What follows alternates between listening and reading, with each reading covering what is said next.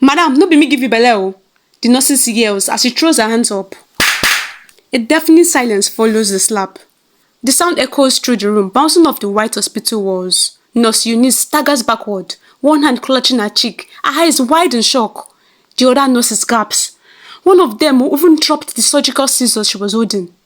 The head midwife coughed awkwardly and pretended to adjust her gloves. Abigail, panting like someone who had just finished a marathon, didn't blink. Nurse Eunice swallowed, her voice suddenly meek. I'm sorry, ma, I didn't know when I said that.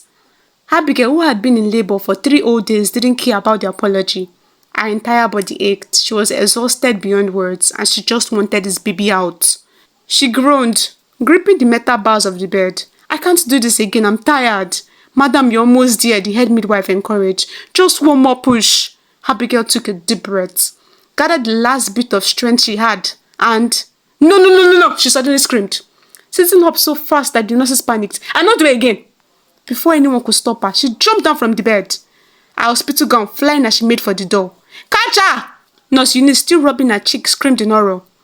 Outside the labor room, Christopher, her husband, was pacing like a restless lion. Pastor Isaac, her uncle, had been praying in tongues non-stop for hours, his hands lifted to the heavens. Father, let your daughter deliver safely. Let her... The door burst open. Abigail ran out like someone escaping a burning building. Christopher's jaw dropped. Abigail, where are you going? She didn't answer. She was too busy trying to make her ground escape when... Ah! She froze. Her water broke again. Or maybe something even more serious was happening. The nurses caught her just in time. Madam, you no get choice, Nurse Eunice offed. This baby must come out today. And just like that, plop. A cry pierced the air. Baby Amaka had arrived. Abigail barely had time to react before her world faded to black. When she woke up, the first thing she saw was Nurse Eunice, with a very visible red handprint on her face. Memories of what had happened rushed back like a flood. Oh my God, Abigail whispered, covering her mouth. I'm so sorry, I didn't mean to. Nurse Eunice sighed dramatically. It's okay, ma. I understand, labor is a mad thing. Abigail nodded gratefully. But then, another thought struck her. Her heart started to race. Where's my baby? Her body felt like it had gone 10 rounds with an angry boxer. But she forced herself to sit up. Her heart pounded. Where is my baby? She demanded, her voice still hoarse. The room fell awkwardly silent. The nurses exchanged nervous glances. Nurse Eunice suddenly found the ceiling fascinating. The head midwife cleared her throat like she was about to start a speech. Abigail's stomach twisted. Somebody answer me, she cried, gripping Nurse Eunice's arm. Is something wrong with my child? Ha! No, ma! Nurse Eunice jumped, patting Abigail's hand like she was calming a troubled customer. Your baby is fine. In fact, she's too fine. Let me go and bring her. She dashed out of the room like her uniform was on fire. Abigail's breath hitched as she waited. She glanced at Uncle Isaac, who was standing by the window, hands folded behind his back like a wise old prophet. Before she could ask him anything, the door swung open again. Nurse Eunice walked in, carrying a tiny bundle wrapped in a pink blanket. Abigail gasped. Her baby, a beautiful chubby baby girl, and a very albino baby girl. Abigail blinked. Was it the hospital light playing tricks on her? She reached out, her hands trembling, and took baby Amaka into her arms. The baby wiggled her tiny fingers, her soft, coily blonde hair peeking from under the blanket. Abigail's heart swelled with love. My baby, she whispered, touching her daughter's tiny feet. Baby Amaka responded by yawning dramatically, smacking her lips and settling into her arms like a queen on a throne. Abigail chuckled. You already have an attitude, eh? Just like your mama. The nurses sighed in relief.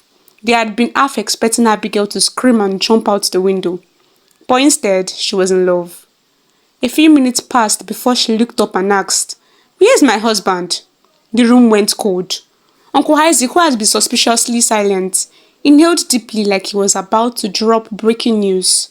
He turned to her with the slow, deliberate movement of a Nollywood pastor about to review a prophecy. My daughter, he began. Abigail frowned. Uncle, I beg, just talk. He sighed, rubbing his head. Christopher left. Abigail blinked. Left? To buy food? Uncle Isaac shook his head. To buy baby things. Another head shake. He left. Uncle Isaac burst out, throwing his hands in the air. The words slammed into Abigail like a slap. She clutched baby Amaka tighter. No, no, no, no, she said, shaking her head rapidly. That doesn't make sense. Christopher loves me. His grandmother's an albino. Why would he leave because of that? Tears streamed down her face as she looked around, waiting for someone to tell her it was a prank. Maybe Christopher would jump out from behind the curtains and yell, "Gotcha!" But no one moved. Even Nurse Eunice, who had been massaging her still bruised cheek, avoided eye contact. The girl knew Christopher would be difficult, but nothing prepared her for the nonsense that awaited her at home. The man was lounging on the couch, shirtless with one leg thrown over the armrest, shouting at the TV like he was the coach of the team. His friends surrounded him, chewing suya and drinking beer like it was a football viewing center. Abigail stood frozen in the doorway. Baby Amaka cradled in her arms. One of Christopher's friends, a pot-bellied man named Kunle, looked up and almost choked on the suya. "Ah, Abigail, you don't born?" The others stunned. Surprise written all over their faces. "Wait oh," another friend added, squinting. "Christopher, you no tell us say your wife don't born now." Christopher shifted uncomfortably, scratching his head. "Ah, my guys, no verse. I don't want to stop on now with hospital gist." Abigail's jaw clenched. Hospital gist. She had just pushed a whole human being out of her body while he was here watching football. Kunle hid the baby in her arms. "Ah, see fresh baby you, guy. Why you no carry us go see him now?" Christopher just let out a forced laugh. "Ah, abeg, make we focus on the match, jare." Abigail inhaled deeply, refusing to cause a scene, yet, without another word, she turned and stormed into the bedroom. From that moment on, life became an unending episode of foolishness. Christopher acted like Amaka didn't exist. If she cried, he would turn up the volume of the TV. If Abigail asked him to buy diapers, he would suddenly remember an urgent errand and disappear. But the worst came one night. While Abigail was trying to rock Amaka to sleep, Christopher sat on the bed beside her, clearing his throat like an important person. We need another child." Abigail's hands froze mid-part. Christopher folded his arms. "Look, people are talking. My family, my friends. Even my mother called me today." Abigail raised an eyebrow and Christopher exhaled dramatically. "They want to know why my first child looks different." Abigail narrowed her eyes. "Different from what?" Christopher hesitated. "I mean, different from me." Abigail scoffed. Your grandma is albino too. Abi, you won't deny Mama Efe?" Christopher blinked. "That one's different." Abigail gasped. "Oh, so now you have selective blindness. When Mama Efe was dashing you money every Christmas, she wasn't different, Abi?" Christopher groaned. "Abigail, no start." "I never even start safe," she fired back. "Do you know who else was different? Jesus." Christopher rolled his eyes. "No bring Bible for this matter." Abigail wasn't done. "Do you know who else had light skin? Michael Jackson." "Abigail, stop." "Do you know what else is light? Peak milk." Christopher rubbed his face. "You dey craze." "No, you dey craze," Abigail snapped, hands on her waist. "Look at yourself. You can't even take care of this one, yet you want another one. You never even buy a ordinary diaper, you dey find fresh belle." Christopher grumbled under his breath and stormed out of the room. Abigail huffed, shaking her head. "Nonsense. No worry, my baby. I go buy you small sunglasses. That way, when daddy is talking rubbish, you could just ignore him in style." Crazy Amaka was a kind woman. Everyone knew this. But there were days when her behavior was like the unpredictable wind, blowing hot and cold with no warning. On one of those days, she walked into the police station, her long skirt squishing around her ankles. Link will be in the description.